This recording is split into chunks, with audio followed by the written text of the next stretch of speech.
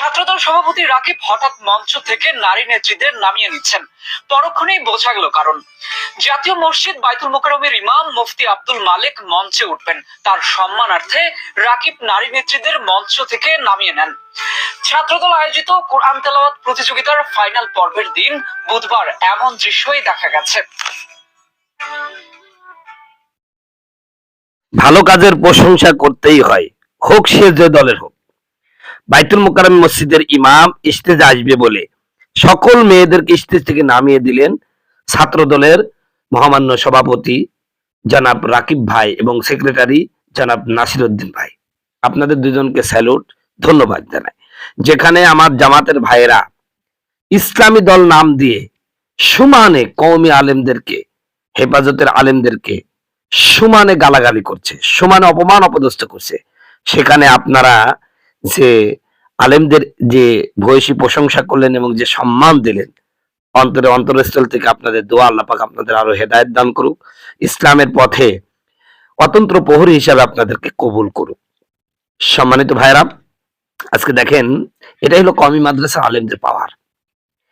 জামাতের আলেমদের এবং কওমি মাদ্রাসা আলেমদের মধ্যে পাওয়ারটা যদি আপনারা দেখেন যে কার পাওয়ার বেশি, এখানে এইটাই পাওয়ার। আপনারা দেখেছেন, আজকে আমি একটি বক্তৃতা করেছি যেখানে ফরিদপুর আলফাডাঙ্গার যে হলো এমপি, জামাতের এমপি, নাম কি, ওনার নাম হলো মোল্লা ইয়াসিন আলী মোল্লা।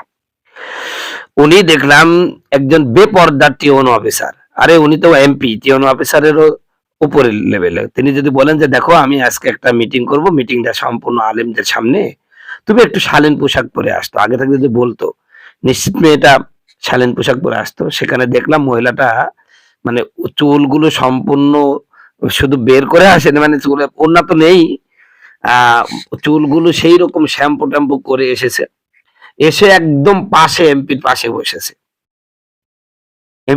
বসেছে। এরপরে জামাতের আমির, আপনারা দেখেছেন যে তারা ইফতার পার্টিতে মেয়েদের সাথে কি ডলাডলি, এরপর বিভিন্ন জায়গায় মেয়েদেরকে জড়ায়ও ধরেছে, এরকম একটা অবস্থা।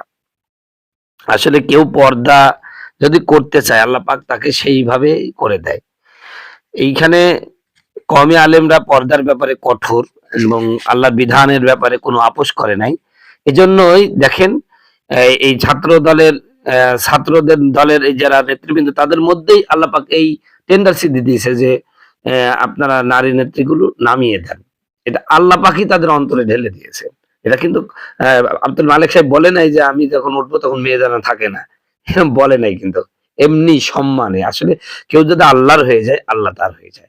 কেউ যদি ইসলাম মানার চেষ্টা করে, আল্লাহ তাকে মানার ব্যবস্থা করে দেন, পথ বের করে দেন, যে কোনো ভাবেই আল্লাহ পথ বের করে দেন। তো এই জায়গায় যদি আমাদের আব্দুল মালেক সাহেব না হয়ে যদি জামাতের আমির হতেন বা জামাতের কোন নেতৃবৃন্দ বা জামাতের কোন আলেম হতো, তারা বলতো না না না, তার সমস্যা নাই, মেয়েরা থাকতে পারবে, বাস বেপর্দা মহিলা থাকবে, তার পাশে বসে দিয়ে বাস বক্তৃতা শুরু করে দিতেন। এটাই হচ্ছে কওমি আলেম এবং আলিয়ার আলেমদের মধ্যে পার্থক্য। এটাই হলো হেফাজত ইসলাম এবং জামাত ইসলামের মধ্যে পার্থক্য। তো যাই হোক, আমি জামাতের প্রতি উদাত্ত আহ্বান জানাবো, আপনারা পর্দার বিষয়ে সিরিয়াস হন, আমাদের মেয়েরা পর্দা করতে চায়, কিন্তু আপনারা যখন এটাকে শিথিল করেন, তখন ওরা বলে না, যে হুজুরা তো দেখছি কই কিছু বলছে না। তো আপনাদের কারণেই তারা পর্দার ব্যাপারে সিরিয়াস হচ্ছে না। আপনারা সিরিয়াস হন, দয়া করে সিরিয়াস হন। আজকে দেখেন আব্দুল মালেক সাহেব পর্দার ব্যাপারে সিরিয়াস বলেই আল্লাহ পাক তাকে সম্মান দিলেন। আপনাদের সম্মান দিবেন, আপনারা পর্দার ব্যাপারে একটু সিরিয়াস হন ইনশাল্লাহ। তো সর্বশেষ আবারও দোয়া, আবারও শুভকামনা ছাত্র দলের সভাপতি জনাব রাকিবুল ইসলাম ভাই এবং সেক্রেটারি জনাব নাসিরউদ্দিন ভাইকে।